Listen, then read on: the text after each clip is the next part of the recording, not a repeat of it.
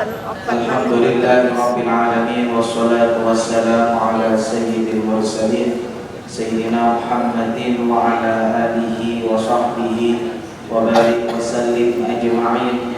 Qalu subhanaka la ilma lana illa ma 'allamtana innaka antal alimul hakim.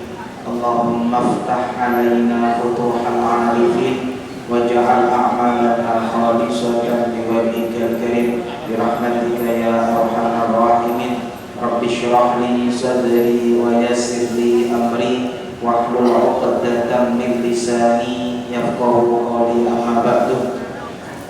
Para jamaah Masjid An-Nur yang saya hormati, ini pengajian ibu-ibu jamaah apa namanya? Al-Hikmah. Al-Hikmah, jamaah Hikmah.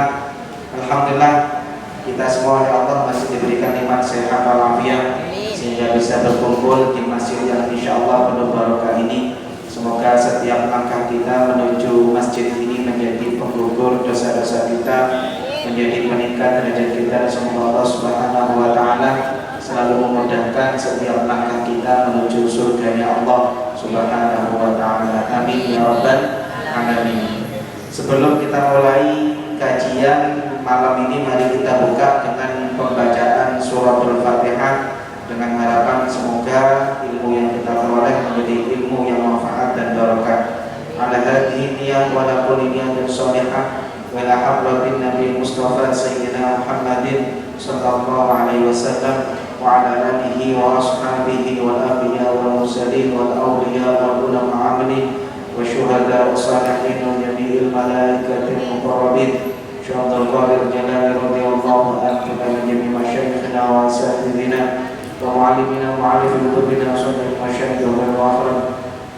Kabila walidina wa jaddatina wa jaddatina wa abaina wa ummahatina wa jami'il muslimina wal muslimat wal mu'minina wal mu'minat aina kana min masyayikhil ardi wa magharibiha min ummati Muhammad, khususan man waqafa hadzal masjid wa amara wa 'abida fi sabiqan wa lahiqan, wa khususan ila almarhum Mbah Saijo, almarhum Mbah Saiban, almarhumah Mbah Kasmira, almarhumah Mbah Karti, almarhum Bapak Mulyo Segar.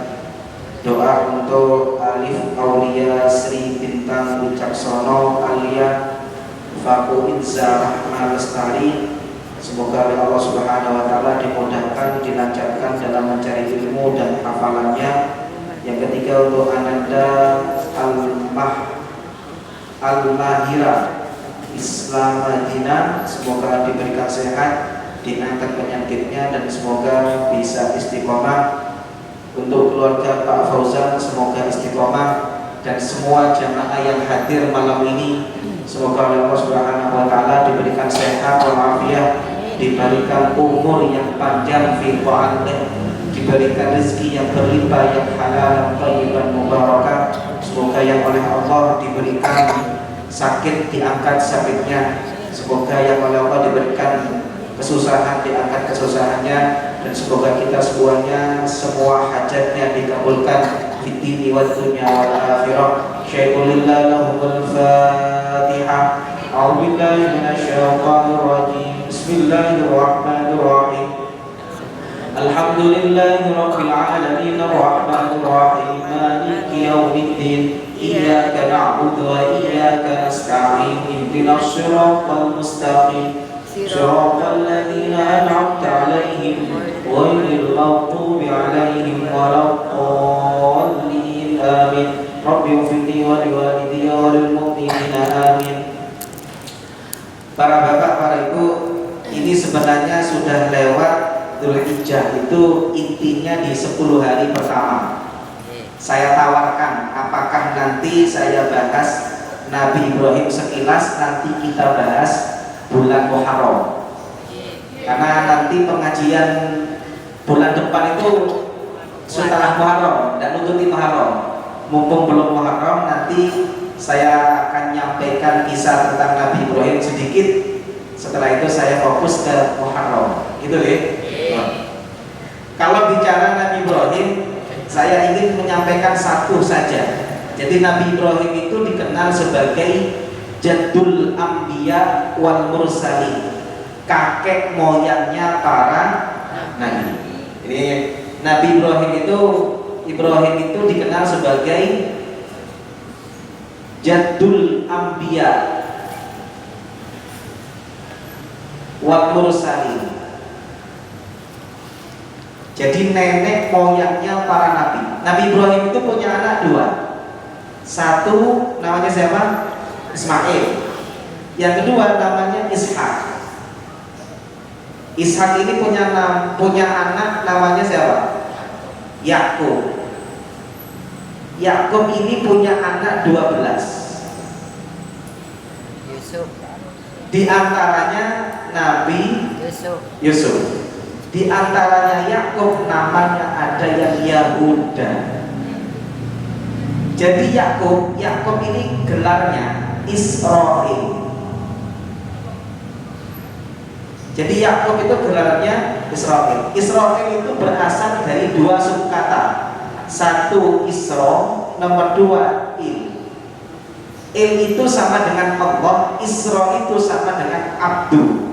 Jadi Israel itu satu kata dengan Abdullah.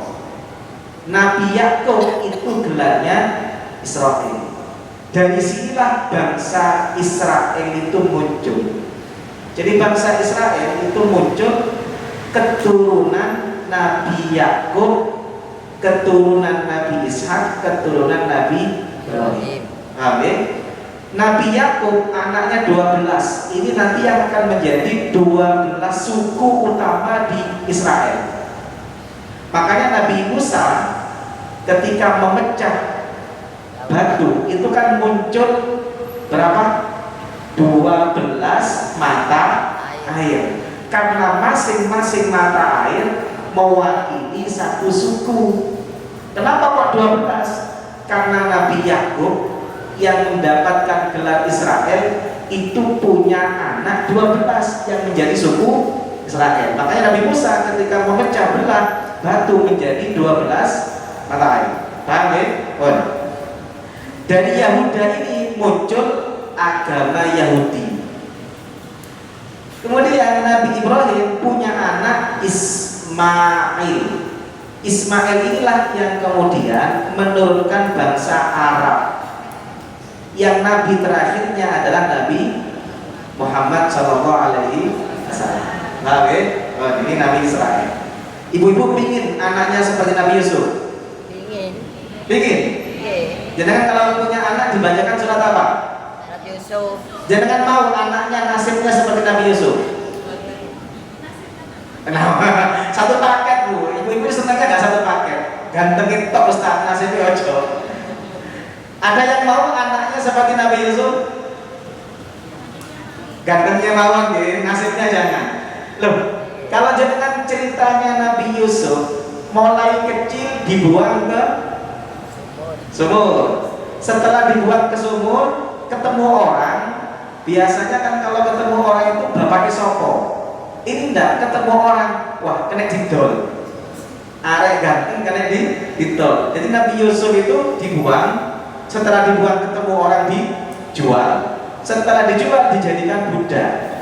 Setelah dijadikan budak dituduh menggoda istrinya, majikannya, masuk penjara. Baru setelah itu happy ending. Pertanyaan saya, ada yang anaknya ingin seperti Nabi Yusuf? Ada? Kenapa jangan kalau hamil dibacakan surat Yusuf? Biar ganteng. Ganteng itu. Nggak adil ya. Harusnya satu paket. Oh, Nabi Yusuf. Ini Nabi Ibrahim. Oh. Yang ingin saya sampaikan satu. Peran orang tua kalau ingin anaknya sukses, Nabi Ibrahim itu kuncinya dua. Satu, pondasi agama kuat. Nomor dua, doa. Saya lagi, satu, pondasi agama kuat. Nomor dua, doa. Jadi Nabi Ibrahim itu ketika beliau punya anak, wasiatnya selalu Innallaha astafa, di Al-Quran itu wawassa biha Ibrahimu bani wa Yaqub ya bunayya innallaha astafa lakumud dina fala tamutunna illa wa antum muslimun. Jadi Nabi Ibrahim itu wasiatnya kepada anaknya satu, nak, Allah telah memilihkan kamu itu anak-anakku telah memilihkan kalian semua agama, yaitu agama Islam. Jangan mati kecuali Muslim. Jadi fondasi agama itu penting. Kenapa kok penting? Karena fondasi agama inilah yang menjadikan kita, anak kita boleh otaknya cerdas tapi hatinya tetap di Mekah. Oke, makanya fondasi agama ini penting. Bon, saya tanya ke jenengan pingin anak kaya atau anak soleh? Kalau bisa dua-duanya. Anak itu kalau soleh jadi apapun pasti membahagiakan. Anak kalau nggak soleh jadi apapun pasti menyengsarakan. Jenengan punya anak kaya, tidak soleh, jenengan jadi babu. Gitu betul? Timbang bayar uang atau anak dewi taruhan ngurmat anakku, karena tidak soleh. Jenengan punya anak tidak soleh, miskin, ngentek doi wong tua. Ya betul? Jadi kaya nyengsarakan, miskin nyengsarakan. Tapi kalau anak soleh jadi apapun, maka akan membahagiakan. Jadi orang tidak punya apa-apa, minimal bisa bantu orang tuanya. Jadi orang kaya, orang tuanya dijadikan ratu karena soleh. Makanya intinya adalah soleh. Jadi apapun tidak masalah. Jadi pejabat, kalau anak jenengan soleh, jenengan jadi ratu. Tapi kalau jenengan jadi pejabat, anaknya nggak soleh, jadi babu. Paham ya? Jadi intinya adalah anak soleh. Soleh itu sangat tergantung agamanya. Makanya jenengan anaknya mau jadi dokter, jadi insinyur, jadi profesor, tidak masalah. Yang penting fondasinya kuat, fondasi agamanya kuat. Makanya jangan sampai kita punya anak tidak iso bahasa Inggris susah, tidak iso ngaji tidak susah. Jangan sampai kita punya anak, anaknya tidak lulus sekolah, sepertinya masa depannya suram, tapi kalau anaknya tidak sholat seakan-akan tidak ada masalah. Makanya fondasi agama ini penting. Yang kedua, ini penting Bu. Kalau jenengan pingin jadi anak-anaknya yang soleh-soleh, kuncinya itu satu, doa. Apa? Kalau daunnya Gusmi K. Hamid Yazuli, didik anak saat ini tidak mempan pakai lesan, tidak mempan pakai tempelengan tangan, tapi didik anak saat ini mempannya pakai tempelengan doa dan fatihah. Anak saat ini dinasehati ngidoni. Anak sekarang itu kadang-kadang dinasehati ngidoni, ditempeleng jontos. Itu anak sekarang. Tapi jenengan ingat, yang bisa merubah anak jenengan itu cuma satu. Siapa? Allah yang bisa menggerakkan hatinya semuanya. Dan itu kuncinya di doa. Ngapunten Bu, ini penting bagi ibu-ibu. Makanya jenengan kalau lihat Al-Quran, semua doa untuk anak itu rata-rata doanya Nabi Ibrahim. Kenapa Nabi Ibrahim punya anak semuanya Nabi? Karena berkat doanya Nabi Ibrahim. Makanya jenengan Robbi habli nasohin itu doanya Nabi Ibrahim. Robbi ja'ali muqimas shalah wa min dzurriyyati doanya. Hampir semua doa-doa tentang anak di Al-Quran itu doanya Nabi Ibrahim. Ini pentingnya doa. Makanya ngapunten terutama ibu-ibu, jenengan mek ngamuk ojo sampai donga elek nang anak. Donga ne wong tuwa ibu man. Lo nek jenengan waktu ngamuk jenenge kebun binatang metu kabeh. Maka jangan salahkan kalau nanti anak jenengan ketika dewasa tidak jadi bintang kelas tapi jadi binatang kelas. Kenapa jadi binatang kelas? Doanya ibunya. Makanya hati-hati doa jenengan itu elek api jadi. Makanya kalau saya punya anak nih, jangan sampai benci-benci jenengan, sak pegel-pegel anak. Jangan sampai doa jelek, itu pasti terjadi. Oke, Makanya saya ingat dulu Kiai Hamid. Ada yang tahu Kiai Hamid Pasuruan? Tahu. Ada tahu? Kiai Hamid Pasuruan? Cuma ceritanya. Tahu ceritanya. Belum pernah ziarah sana ya? Kiai Hamid Pasuruan itu waktu kecilnya itu beliau seneng jotosan orang. Jadi nggak cocok pipi itu jotosan.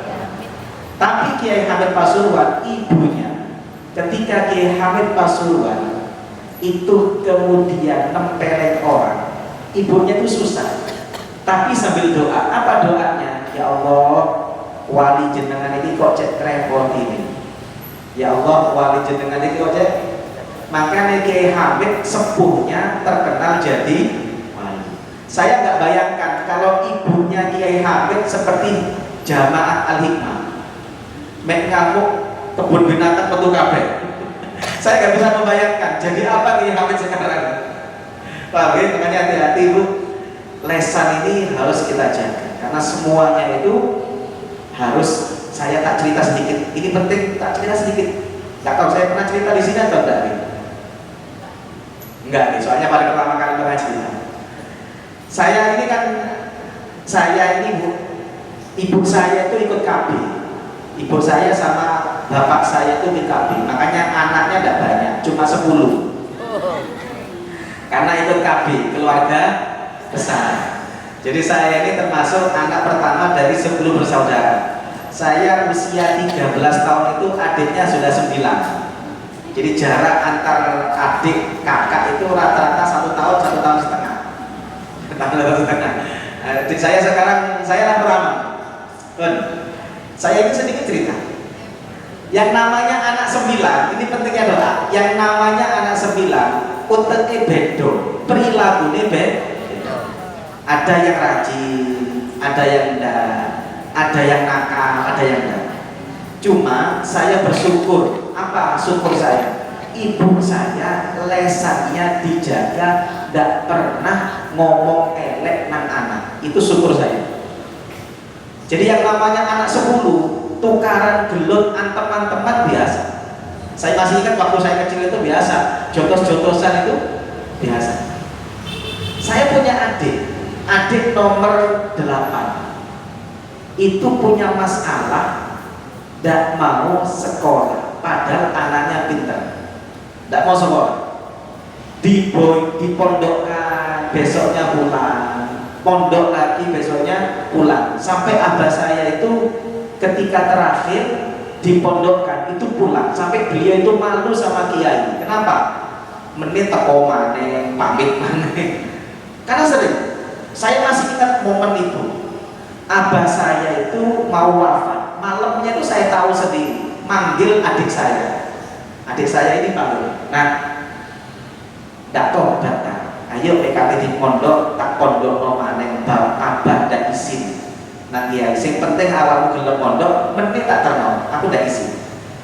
Namanya anak, dinasehati, ditinggal belayu. Dan saya masih ingat momen itu.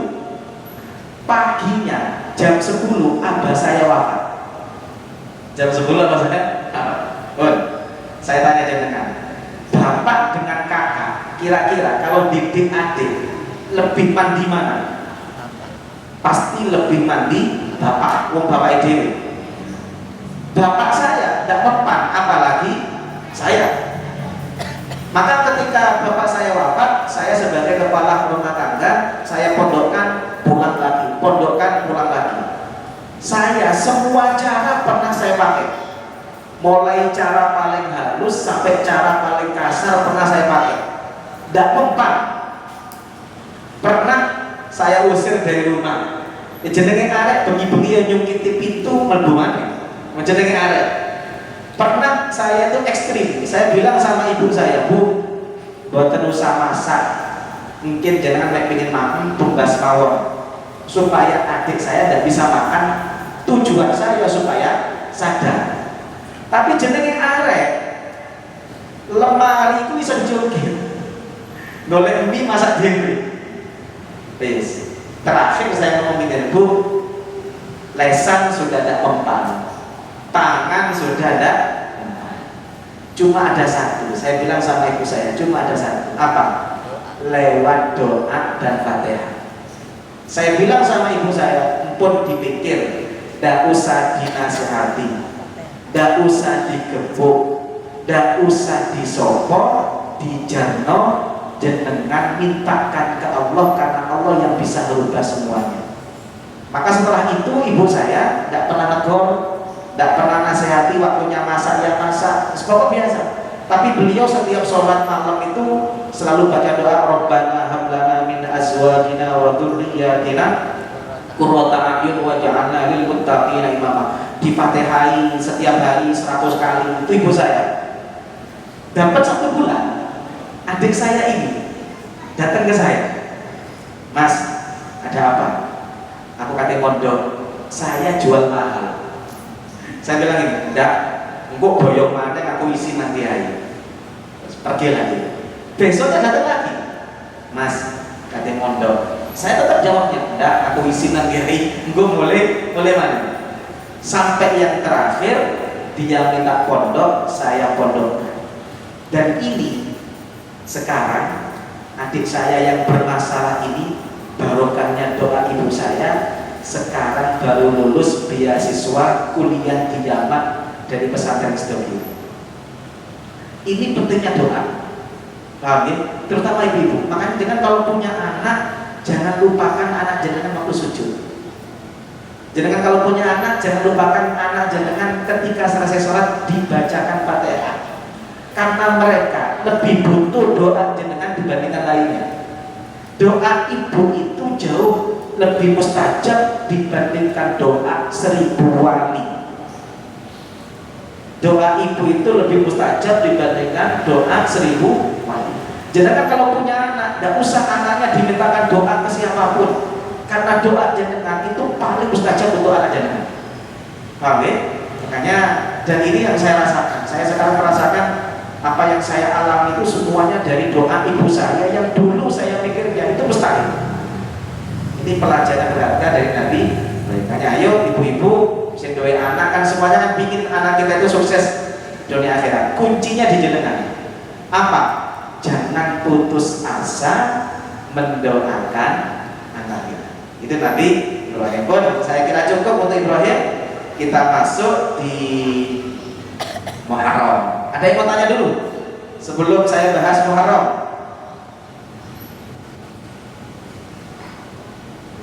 Gak ada? Lanjut ya? Oh, lanjut. Muharram itu nanti akan ada beberapa pembahasan. Satu, sejarah tahun Hijriah. Nomor 2, ucapan selamat tahun baru. Sunnah-sunnah di Muharram akan kita bahas satu persatu. Oh. Sejarah kalender Hijriah. Dulu di zaman Rasulullah itu tidak ada kalender, yang ada bulan. Jadi mulai dulu Muharram, Safar, Rabiul Awal itu ada, tapi tahun tidak ada. Karena itulah orang Arab dulu membuat satu peristiwa itu sebagai penanda. Makanya jangan pernah dengar istilah tahun gajah. Pernah dengar? Rasulullah dilahirkan 2 tahun setelah tahun. Kenapa kok bukan tahun 20? Kenapa kok bukan tahun 30? Kenapa kok tahun gajah? Karena orang Arab itu tidak punya tahun. Bulan punya, tapi tahun tidak punya. Karena tidak punya tahun, maka kalau ada peristiwa ini dijadikan penanda. Ketika dulu ada pasukan gajah yang menyerbu Mekah, karena orang Arab tidak punya tahun, maka gajah ini dijadikan sebagai tahun. Makanya namanya tahun gajah. Dan ini di Indonesia dulu pernah. Jenengan mungkin pernah nututi mbah kita ditanya, mbah, jenengan lahir tahun pinten? Daru, pokoknya rong tahun sak marini gunung kelut meletus.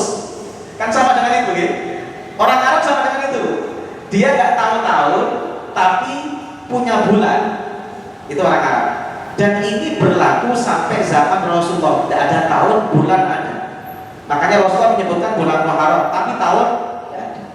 Dan ini sampai terjadi pada zaman Umar bin Khattab. Umar bin Khattab itu nulis surat, isinya tolong melaksanakan ini suratnya tertanggal bulan Sya'ban. Yang nerima gubernurnya Umar siapa? Namanya Abu Musa al-Ash'ari. Ketika baca surat bingung, tanggalnya Sya'ban, tahunnya tidak ada. Kata Abu Musa al-Ash'ari, ini Sya'ban tahun ini, tahun kemarin atau tahun depan? Karena itulah kemudian Abu Musa al-Ash'ari usul kepada Umar supaya memiliki tahun musyawarah. Ayo tahun apa? Ada yang usul. Bagaimana kalau tahun pertama berdasarkan kelahiran Rasulullah? Ternyata tidak sepakat. Kenapa tidak sepakat? Ulama berbeda pendapat. Usul kedua, bagaimana kalau tahun pertama mengacu kepada wafatnya Rasulullah? Usulan kedua ditolak. Kenapa ditolak? Karena kata sahabat, kalau tahun baru mengacu ke wafatnya Rasulullah, maka setiap tahun baru kita susah. Kenapa kok susah? Karena mengacu ke wafatnya Rasulullah. Makanya usulan kedua ditolak. Usulan ketiga, ya sudah, mengacu kepada hijrahnya Rasulullah Sallallahu Alaihi Wasallam. Ini yang disepakati.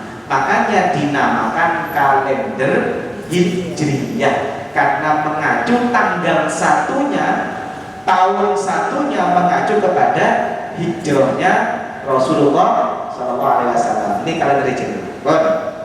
Pertanyaan saya, Rasulullah itu hijrah bulan Muharram atau bulan Rabiul Awal? Muharram atau Rabiul Awal? Rasulullah itu hijrahnya pada waktu bulan Rabiul Awal. Jadi beliau itu lahir Rabiul Awal, wafat Rabiul Awal, diberi Al-Quran Rabiul Awal, kemudian beliau pun hijrah di Rabiul Awal. Pertanyaan saya, kenapa tanggal pertama Hijriah bukan Rabiul Awal tapi Muharram? Ada yang tahu? Nah ini ingin saya sampaikan. Jadi begini, Rasulullah itu menerima utusan dari Mekah itu musim haji. Musim haji itu kapan? Dzulhijjah. Dzulhijjah. Dzulhijjah itu kenapa dikatakan Dzulhijjah? Karena hijjah itu berasal dari kata haji. Karena haji itu intinya Arafah. Arafah itu adanya pada 9 Dzulhijjah. Paham ya? Jadi Rasulullah menerima utusan dari Madinah itu pada bulan Dzulhijjah. Di bulan Dzulhijjah Rasulullah dapat kabar Madinah siap ditempati hijrah. Setelah Dzulhijjah di bulan Muharram Rasulullah SAW sudah merencanakan hijrah. Kenapa kok mengacu ke Muharram? Karena permulaan rencana hijrah itu mulai Muharram, meskipun pelaksanaannya bulan Rabiul Awal. Pertanyaan saya, Rasulullah itu dijamin pasti selamat betul? Pasti selamat. Kenapa beliau merencanakan? Kenapa tidak langsung berangkat saja?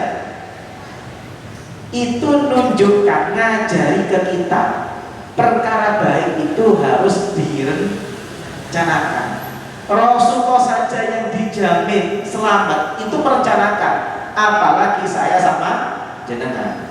Makanya pengajian harus tertata, semuanya harus tertata. Kenapa? Karena Rasulullah SAW mengajarkan kita seperti itu. Ini Muharram. Para jamaah yang hormati, nah di bulan Muharram inilah ulama mengatakan ada beberapa amalan yang perlu kita lakukan. Saya fokus ke sini. Satu, puasa bulan Muharram. Jadi kalau saya lihat kalender itu bulan Muharram itu kapan ya? 27 Juni. 27 Juni tanggal 1. Nah, 27 Juni itu kita disunnahkan memperbanyak puasa Muharram. Kalau jenengan mau puasa, jadi tingkatan puasa Muharram itu ada 4. Saya ulangi lagi, tingkatan puasa Muharram itu ada 4. Yang pertama, puasa 1 bulan penuh. Nggak delok wajahnya, nggak cocok. Puasa Muharram 1 bulan penuh. Inilah yang di hadis riwayat Tirmidzi, Rasulullah mengatakan mengatakan in kunta sha'iman syahron ba'da Ramadan fasum al-Muharram. Kalau kamu pingin puasa sunnah 1 bulan penuh seperti Ramadan, maka puasalah bulan Muharram. Ya kalau jenengan kuat poso mulai tanggal 1 sampai tanggal 30. Tapi tak delok wajahe tak kuat kabeh iki kaya. Wong poso Ramadan ae maksa. Tingkatan kedua, kalau tidak bisa 1 bulan, ambil 10 hari. Ambil berapa? 10 hari. Apa 10 hari? Tanggal 1 sampai tanggal 10. Tingkatan kedua. Tingkatan ketiga, kalau jenengan tidak kuat, ambil 3 hari. Tanggal berapa? 9, 10, 11. Tak ulangi, jenengan biar ingat ya. Tingkatan bulan Syawal Ramadan itu jenengan biar ingat. 1, tingkatan pertama apa? 1 bulan. Tingkatan kedua 10 hari mulai tanggal 1 sampai 10 Muharram. Tingkatan ketiga 3 hari. 3 hari itu tanggal 9, 10, 11. Tingkatan keempat 1 hari. 2 hari. Tingkatan keempat 2 hari. 9, 10. Apa 2 hari? 9 dan 10 atau 10 dan 11. Karena Rasulullah pernah memerintahkan kalau kamu puasa Asyura ditambah 1 hari sebelumnya atau 1 hari setelahnya. Makanya tingkatan keempat 9, 10. Tingkatan kelima ini aja ditawar. Ditawar mana biasanya? Tingkatan paling akhir. Apa? 1 hari. Kapan? 10 Muharram atau yang dikenal dengan Asyura. Oke, jadi puasa Ramadan itu kalau kuat 1 bulan, tidak kuat 10 hari, tidak kuat manen 3 dino, 9, 10, 11, tidak kuat 2 hari, 9, 10 atau 10, 11, tidak kuat ojo ditawar.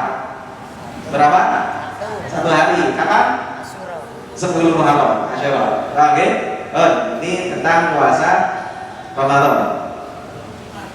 Muharram, oke, Muharram. Lanjut.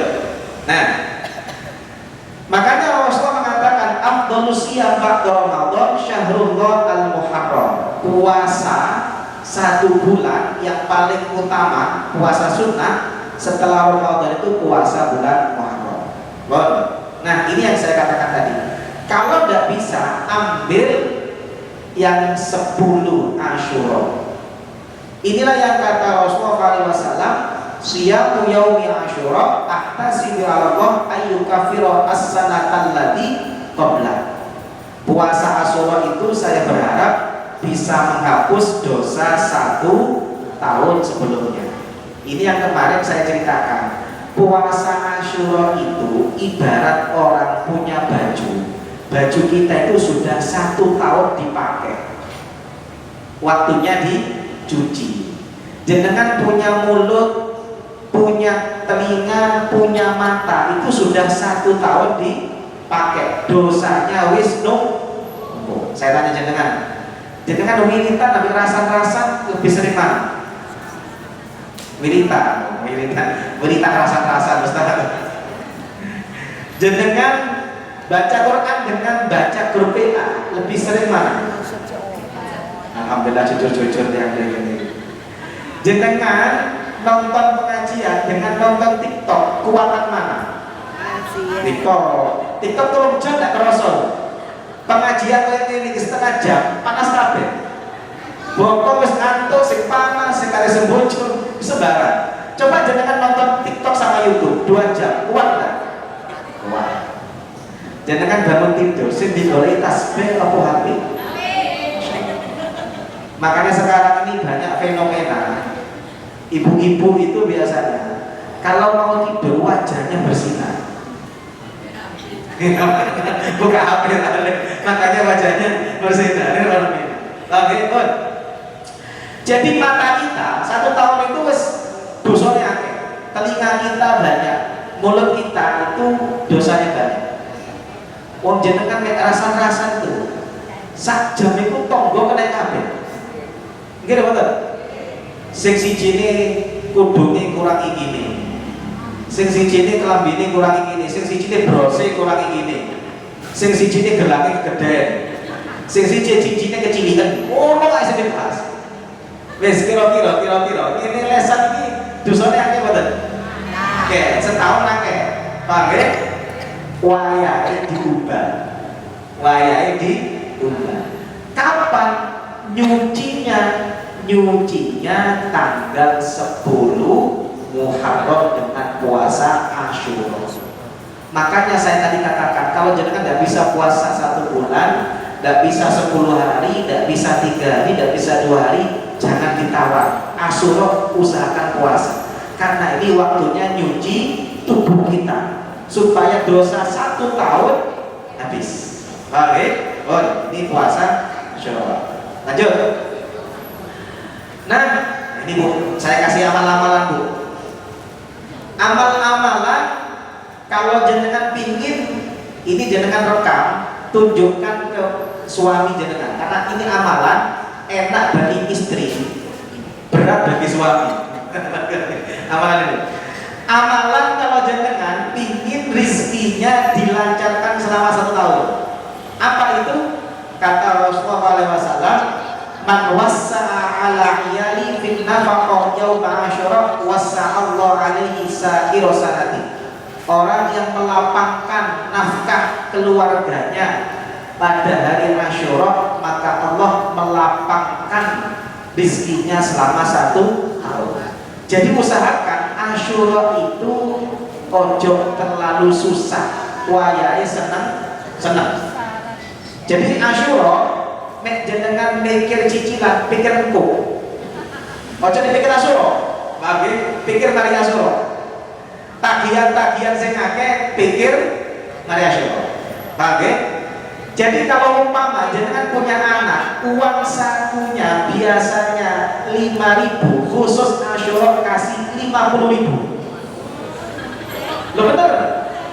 Tapi ngomong sama anak, khusus Asyura meni kembali ke setengah awal. Beda kaget.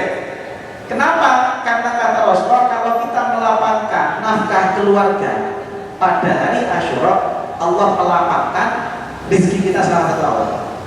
Bapak-bapak, jenengan mek biasa belanja bojo sedino 50.000, khusus Asyura 500.000. Cocok ya? Kan direkam kena nang bojone gitu. Khusus Asyura 500.000. Tapi meneh balik maneh 50.000 ndak apa-apa. Pokok Asyura 500.000. Paham ya?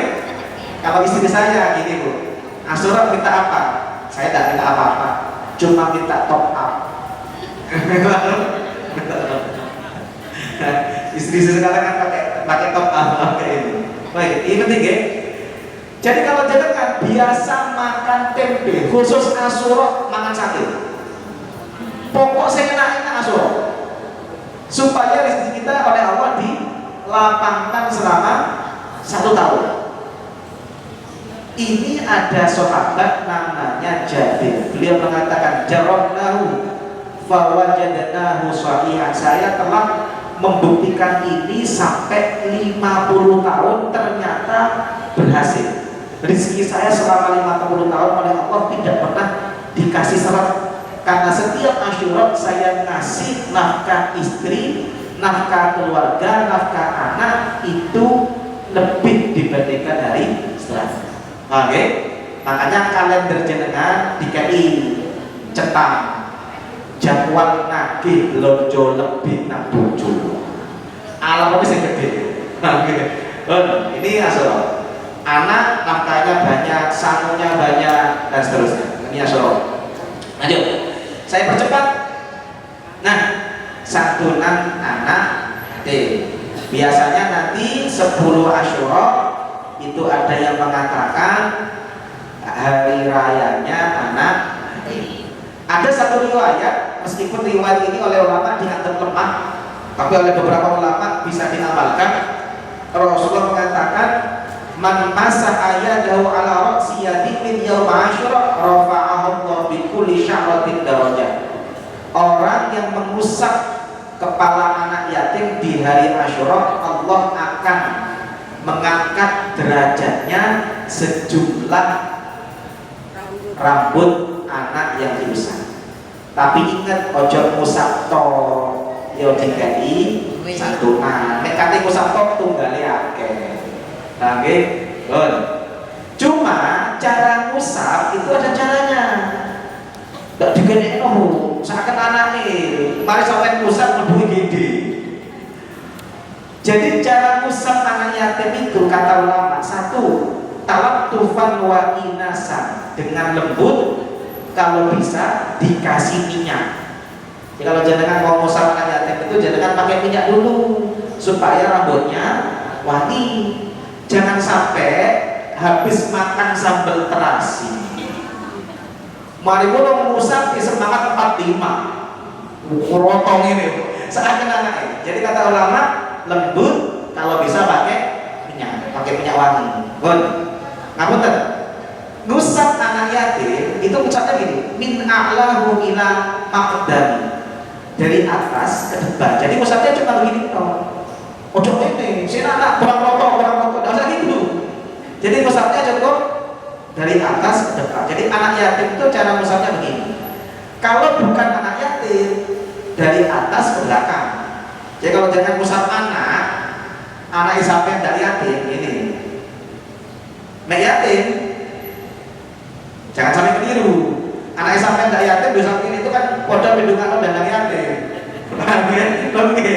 Jadi kalau anak yatim atas ke depan. Jadi kalau ngusap anak yatim atas ke depan. Tapi kalau tidak yatim atas ke belakang. Paham ya? Jadi kalau jangan ngusap anak sendiri, anak yang tidak yatim tidak begini. Tapi kalau anak yatim atas kepala. Paham caranya ya? Jadi semuanya itu ada ilmunya. Nah, yang ingin saya sampaikan, ini pernah saya sampaikan di sini. Kalau mengadakan santunan anak yatim, kalau bisa ditambahi santunan anak yatim dan du'afa. Kenapa penting kata du'afa? Karena prakteknya yang dikasih itu banyak yang sudah tidak yatim, tapi mantan yatim. Saya tanya jangan. Anak yatim itu dianggap yatim, syaratnya apa? Belum balik. Kalau sudah balik, yatim atau tidak? Kalau setelah balik itu masih yatim, saya sama jenengan banyak yang yatim piatu ini. Iya Banda? Iya Banda? Saya yatim piatu, nggak punya bapak, nggak punya ibu. Tapi yatim itu syaratnya belum balik. Lo kalau yatim tidak ada batas balik, Bu. Nanti satu kali yatim saya bisa maju. Tapi kan enggak, karena batasnya balik itu ada 3. Bisa karena mimpi basah, ini berlaku laki-laki perempuan. Nomor 2, head, ini hanya laki-laki perempuan. Nomor 3, usia. Kalau ada anak umur 10 tahun sudah mimpi basah, maka balik. Ada anak perempuan usia 9 tahun kok sudah head, maka balik. Balik. Tapi kalau ada anak tidak pernah mimpi basah, tidak pernah head, tapi usianya 15 tahun, maka balik. Salah satunya praktek yang ada santunan anak yatim itu yang dipanggil banyak anak SMP, dan itu banyak yang balik. Wong sekarang anak kelas 5 SD itu sudah banyak yang head, kelas 6 sudah banyak ya head. Pertanyaan saya, balik enggak? Kalau dia tidak punya bapak, apakah masih yatim? Enggak, karena sudah. Tapi mantan yatim. Paham ya? Kenapa saya usul ditambah dan du'afa? Supaya panitia tidak keliru. Kalau saya ngasih uang ke jenengan, ini tolong berikan anak yatim, oleh jenengan diberikan kepada bukan anak yatim, dosa enggak? Dosa, karena tidak sesuai dengan peruntukannya. Makanya supaya prakteknya itu itu benar ditambahi dan doakan, supaya nanti ada anak yang SMP tapi tidak mampu, mungkin sudah bukan yatim karena sudah balik, tapi kan masuk doakan. Tapi karena akad kita sudah yatim dan doakan, maka panitia tidak keliru. Tapi kalau panitia hanya santunan anak yatim, ternyata yang dikasih adalah anak yang sudah balik, masalah enggak? Salah. Makanya kalau mengadakan santunan anak yatim, tolong ditambah santunan anak yatim dan oh, saya kira cukup. Kalau ada mau tanyakan, saya persilahkan. Kalau santunannya ke panti, terus pun Pak. Santunannya ke panti, jadi kita menyerahkan ke panti. Panti asuhan itu kan wonten ingkang dari kecil sampai besar, bahkan yang sudah SMA pun mereka hitungannya itu mereka ngomong adik-adiknya lah membantu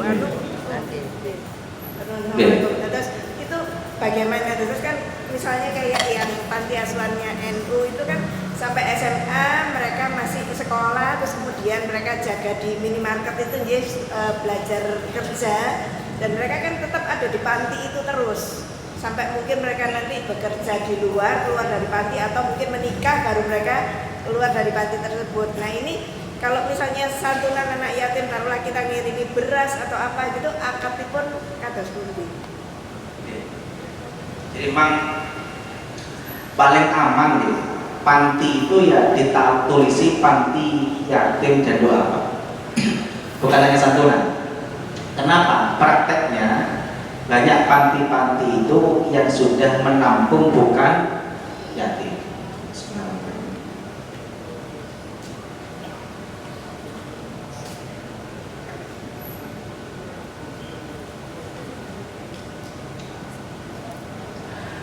Alhamdulillah.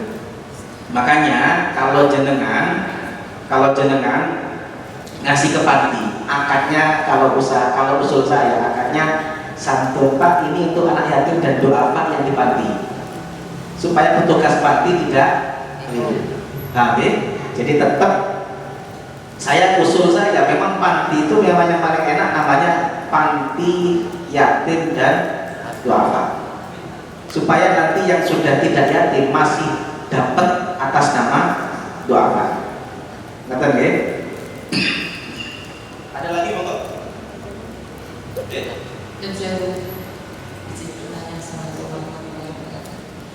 Kalau semisal anak yatim kemudian belum balik, terus ibunya sudah meninggal lagi Ustaz, itu skala prioritasnya berikut antara anak yatim yang belum balik tadi dan ibunya yang sudah meninggal lagi, kemudian dengan anak yang tidak yatim tapi itu apa? Skala prioritasnya berikut Ustaz.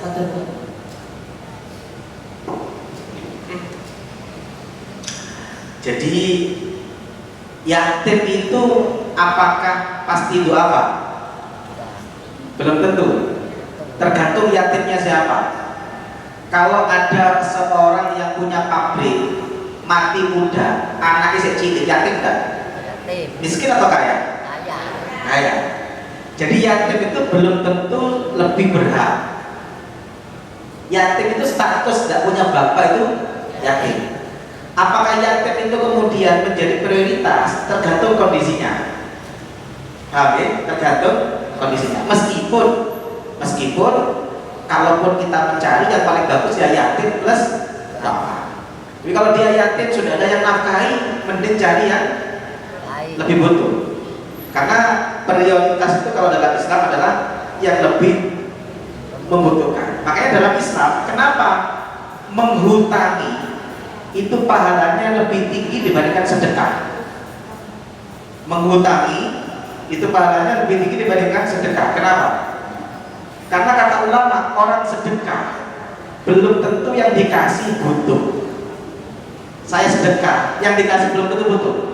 Tapi orang hutang pasti butuh. Makanya menghutangi itu lebih tinggi pahalanya.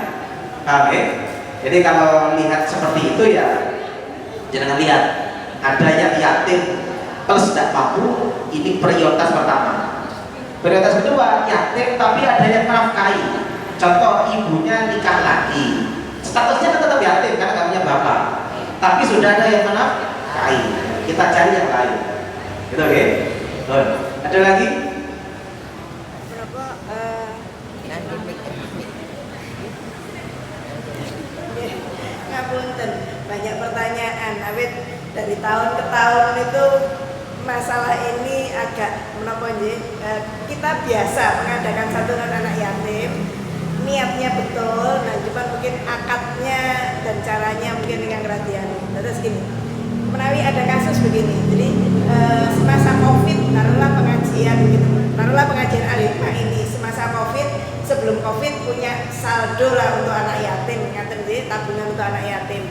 Lajeng ada COVID, otomatis kita tidak ada kegiatan apa-apa.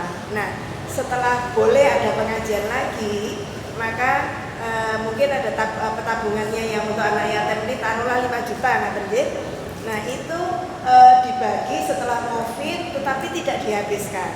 Jadi secukupnya saja. Misalnya cari untuk 50 anak, sudah satu anak berapa, ngaten nggih. Nah, masih ada sisa. Apakah diperkenankan untuk membuat sisa ini disisakan? Apakah ini diperkenankan atau harus habis nanti tahun depan ya cari lagi?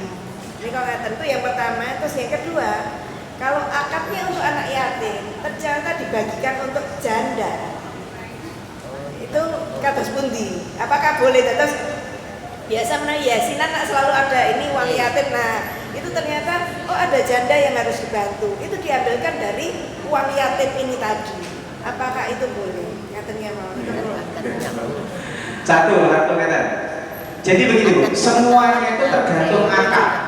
Semuanya itu tergantung akad. Sama dengan begini. Kas masjid. Kas masjid ini tidak boleh untuk selain masjid. Jadi umpama ada bencana, tidak boleh kas masjid digunakan untuk bantu bencana karena akadnya kas masjid. Ada kegiatan hari besar PHBI, kalau tempatnya bukan di masjid, tidak boleh pakai dana masjid.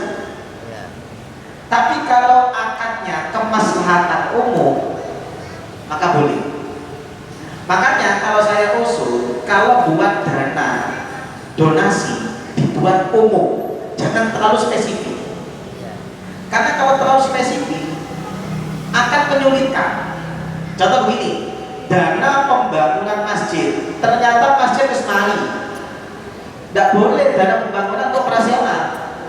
Tapi kalau dana kemaslahatan masjid untuk operasional boleh, untuk pembangunan boleh. Oke? Makanya usul saya kalau adakan dana pengajian dibuat saja kalau mau yatim dan duafa. Janda kalau tidak mampu masuk kategori duafa. Jadi semakin tidak dispesifikkan, semakin mudah penggunaannya. Semakin dispesifikkan, semakin sulit. Karena kalau jadikan santunan yatim khusus yatim tok. Oke? Catur. Nomor 2. Ustaz, apakah harus habis? Lagi-lagi tergantung akadnya. Kalau akadnya adalah santunan anak yatim muharram tahun ini, maka harus habis. Tapi kalau jadikan akadnya santunan anak yatim tapi tidak ditentukan kapannya, boleh habis. Jadi semuanya itu tergantung akad di awal. Makanya kalau nanti mengadakan acara santunan, jenengan buat santunan anak yatim dan duafa, sampaikan ke jamaah, ini santunan dana abadi. Artinya dana abadi tidak harus habis sekarang, tergantung kemaslahatan, tapi kemaslahatannya hanya yatim dan duafa. Gitu oke? Usul saya kalau mengadakan tambahin duafa supaya nanti kalau ada janda yang butuh bisa masuk. Tapi kalau cuma yatim toh janda masuk. Gitu oke? Ada lagi? Kalau atau cekap? Cekap ya? Pengajian berterasa sunyi-sunyi, bokong panas. Beda dengan nonton YouTube. Cekap ya? Cekap. Semoga menjadi ilmu manfaat barokah. Semoga kita orang yang istiqomah dalam kebaikan. Amin ya rabbal alamin. Bismillahirrahmanirrahim. Alhamdulillahirabbil alamin. Allahumma shalli wa sallim ala sayyidina Muhammad wa ala ali sayyidina Muhammad. Rabbana ighfir lana wa liwalidina warhamhum kama rabbawna shaghira. علمتنا وعلمنا ما ينفعنا وزدنا علما ربنا لا تزغ قلوبنا بعد إذ هديتنا وهب لنا من لدنك رحمة إنك أنت الوهاب ربنا هب لنا من أزواجنا وذرياتنا قرة أعين واجعلنا للمتقين إماما ربنا آتنا في الدنيا حسنة وفي الآخرة حسنة وقنا عذاب النار سبحان سيدنا محمد وعلى آله وصحبه وسلم سبحان ربك رب العزة عما يصفون وسلام على المرسلين والحمد لله رب العالمين ببركة الفاتحة.